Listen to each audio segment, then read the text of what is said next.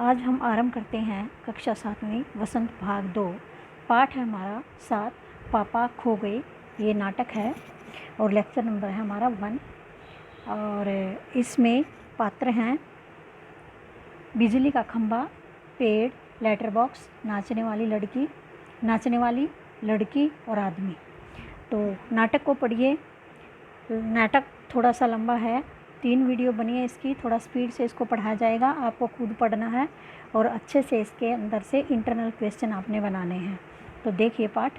सड़क, रात का समय, समुद्र के सामने का फुटपाथ है, रास्ता है समुद्र के सामने का, पैदल चलने वाली जगह है। वहीं पर एक बिजली का खंभा भी है, एक पेड़ है, एक लेटर बॉक्स है। दूसरी ओर धीमे प्रकाश में एक सिनेमा का पोस्टर है। पोस्टर पर नाचने की भंगिमा में एक औरत की आकृति दिखाई दे रही है। समुद्र से सनसनाती हवा का बहाव है। दूर कहीं कुत्तों के भौंकने की आवाज़ सुनाई दे रही है। ये सारा नाटक का वो बताया गया है कि कहाँ पर क्या है। अब देखिए। खंभा, जम्हाई रोकते हुए, राम राम राम, रात बहुत हो गई है। पेड़ कहने लगा, आजकल की रातें कैसी हैं, जल्दी बीतने में ही नहीं आती हैं। खंभा कहने लगा, दिन तो कैसे न कैसे हड़बड़ी में बीत जाता है। फिर पेड़ कहता है, लेकिन रात को बड़ी बोरियत होती है। फिर खंभा कहता है, तब भी बरसात की रातों में ये रातें कहीं अच्छी हैं। पेड़ राजा, बरसात की रातों में तो रात भर भीगते रहो, बादलों से आने वाली पानी की मार खाते रहो, तेज़ हवाओं में भी बल्ब को कसकर पकड़े बराबर एक टांग पर खड़े रहो। बिल्कुल अच्छा नहीं लगता। उस वक्त लगता है इससे तो अच्छा था न होता बिजली के खंभे का जन्म। खंभा कह रहा है कि मैं सोचता हूँ कि मैं बिजली के खंभा न होता और मुझे बल्ब को पकड़े रहना पड़ता है। बल्ब फेंक तब दूर कहीं भाग जाने का जी होता है। खंभा कहता है कि मेरा मन करता है कि बल्ब को कहीं दूर फेंक करके मैं भाग जाऊं। उसके बाद पेड़ कहता है, मुझ पर भी एक रात आसमान से गड़गड़ाती बिजली आकर पड़ी थी। अरे बाप रे, वो बिजली थी या आफत, याद आते ही अब भी दिल धक धक करने लगता है। और बिजली जहाँ गिरी थी वहाँ गड्ढा कितना गहरा पड़ गया था। खंबे महाराज, अब जब कभी बारिश होती है तो मुझे इस रात की याद हो आती है और अंग थर थर कांपने लगते हैं। पेड़ ने बारिश के समय बिजली गिरने का वर्णन बताया कि ज़मीन में गहरा गड्ढा हो गया था। फिर खंभा कहने लगा, मेरी तबीयत ही लोहे की है जो मैं बीमार नहीं पड़ता, वरना कोई भी इस तरह बारिश ठंडी धूप में खड़ा रहे तो ज़रूर बीमार पड़ जाएगा या नहीं। कितने दिन बीत गए, कितनी रातें, लेकिन मैं बराबर इसी तरह खड़ा हूँ, लंबी ठंडी सांस छोड़कर। चूंगी की यह नौकरी भी कोई नौकरी है। फिर पेड़ कहता है, अपने पत्तों का कोट पहनकर मुझे सर्दी बारिश या धूप में उतनी तकलीफ़ नहीं होती, तो भी तुमसे बहुत पहले का खड़ा हूँ मैं यहाँ। यही मेरा जन्म हुआ, इसी जगह। तब सब कुछ कितना अलग था यहाँ।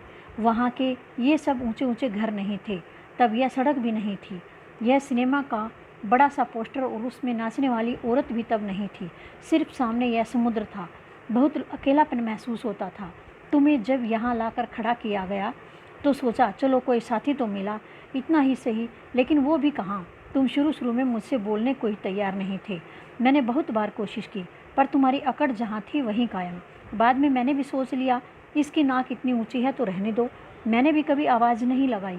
हाँ, अपना भी स्वभाव जरा ऐसा ही है। पेड़ ने कहा कि पहले मैं अकेला था, यहाँ पर एक समुद्र था, बाकी सभी चीज़ें बाद में आई। आप आए तो मुझे लगा कि कोई मेरा साथी आ गया, लेकिन आपने भी मुझसे बात नहीं की।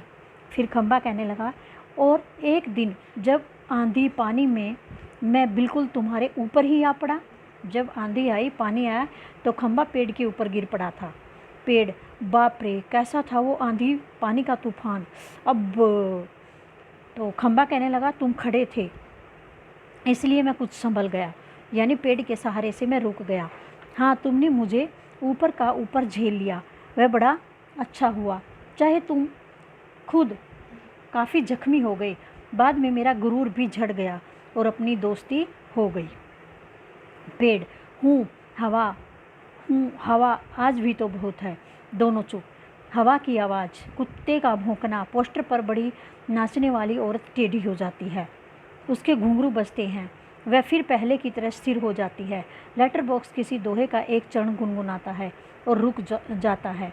और जो पोस्टर पर नाचने वाली लड़की थी वह हवा के कारण थोड़ी टेढ़ी हुई और ऐसे लगा जैसे उसको घुंघरू बजने लगे हों, और लेटर बॉक्स में से भी किसी दोहे के गुनगुनाने की आवाज़ आई। कौवा। फिर इतनी देर में कौवा आ जाता है पेड़ के पीछे से झांक कर।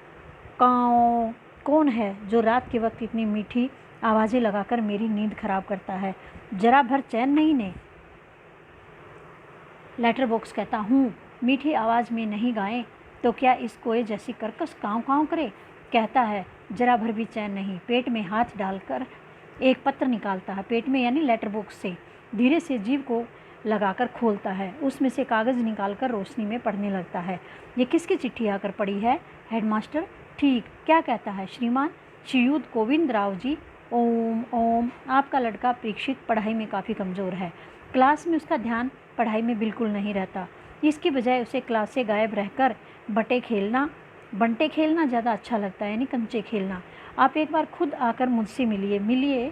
परीक्षित के पापा हेडमास्टर से मिल भी लेंगे तो क्या हो जाएगा? स्कूल में बच्चे पढ़े नहीं, क्लास से गायब रहकर बंटे खेलते रहें, इसका क्या मतलब? फीस के पैसे क्या फोकट में आते हैं?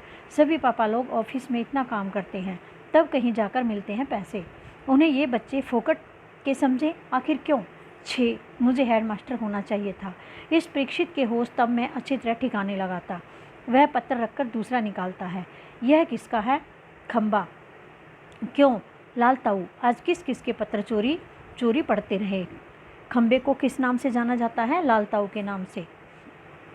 लेटर बॉक्स आश्चर्य से, चोरी किस लिए? सभी चिट्ठियाँ मेरे ही तो कब्जे में होती हैं, अच्छी तरह रोज़ पढ़ता हूँ। पेड़। कब्जे में होने का मतलब यह तो नहीं लाल ताऊ कि लोगों की चिट्ठियाँ फाड़ कर पढ़ते रहो। पोस्ट मास्टर को पता चल गया तो? लेटर बॉक्स कहने लगा। फिर चलता है पता तो चल जाने दो, मेरी तरह यहाँ दिन रात बैठ कर दिखाए तब पता चले ना। किसके बारे में कह रहे हुए? पोस्ट मास्टर के बारे में। परसों वह पोस्टमैन मेरे पेट में से चिट्ठियाँ निकाल रहा था और मुझे इतनी लंबी झमाई आई कि रोके नहीं रुकी। झमाई लेता है, वह देखता ही रह गया। चिट्ठियों का बंडल बनाकर जल्दी चलता बना। लेकिन यह लेटर बॉक्स, इसे नहीं बोरियत होती एक जगह बैठे बैठे। मैं कहता हूँ 4 चिट्ठियाँ मन बहलाने के लिए पढ़ भी ली तो क्या हो गया? पेड़ कहने लगा, लेकिन चिट्ठी जिसे लिखी गई हो लाल ताऊ उसे ही पढ़नी चाहिए, वह प्राइवेट होती है, प्राइवेट। लेटर बॉक्स, मैं कहाँ किसी की चिट्ठी पास रख लेता हूँ, जिसकी होती है उसे मिल ही जाती है। किसी की गुप्त बातें मैं कब बाहर निकालने देता हूँ? वह मुझ तक ही रहती है, इसलिए तो मुझे अपना बहुत महत्व लगता है। लेटर बॉक्स कहने लगा कि चिट्ठी पढ़कर मैं किसी की बातें नहीं बताता कि मैं अपने अंदर ही उन सभी बातों को रख लेता हूँ। पेड़ कहने लगा, कोई आ रहा लगता है। सब चुप हो जाते हैं। पोस्टर पर बनी नाचने वाली का संतुलन फिर से बिगड़ता है, फिर पहले की तरह स्थिर और स्तब्ध हो जाती है। तेज हवा की भनभनाहट। भिखारी जैसा एक आदमी आता है, उसके कंधे पर सोई हुई लड़की है। आदमी, मैं बच्चे उठाने वाला हूँ, दूसरा कोई काम करने की मेरी इच्छा नहीं होती। अभी थोड़ी देर पहले एक घर से यह लड़की उठाई है मैंने। गहरी नींद सो रही थी, अब तक उठी नहीं है, उठेगी भी नहीं। मैंने इसे थोड़ी बेहोशी की दवा दे दी है। अब मुझे लगी है भूख, दिन भर कुछ खाने का वक्त ही नहीं मिला, पेट में जैसे चूहे दौड़ रहे हों। तो ऐसा किया जाए, इसे यहीं लेटाकर अपने जरा कुछ खाने की तलाश करें, देखे कुछ मिल जाए तो।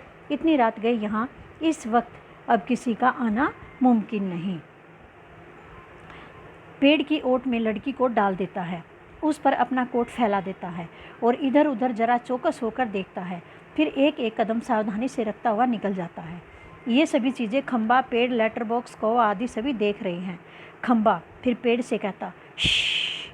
पेड़, राजा, दाल में कुछ काला नजर आता है।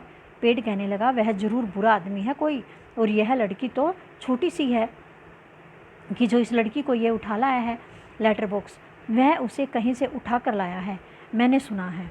पेड़ कहने लगा कोए को जगाते हुए, श्श, ए कोए जरा जागना, यानी धीरे धीरे कोए को जगा रहे हैं पेड़। जाग कौवा, दिन हो गया क्या?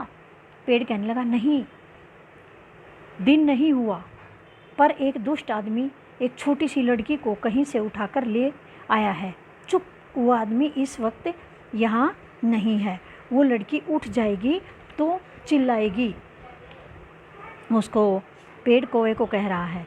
फिर कौवा कहने लगा कि आलस में उठते हुए आँखों पर एक चुल्लू पानी डालकर अभी आया जाता है, आँखों पर चुल्लू पानी डालने के लिए। तो इस वीडियो में ये पाठ आज इतना ही पढ़ना हमने। इसके इंटरनल क्वेश्चन आपने बनाने हैं और पाठ को अच्छी तरह से पढ़कर समझना है।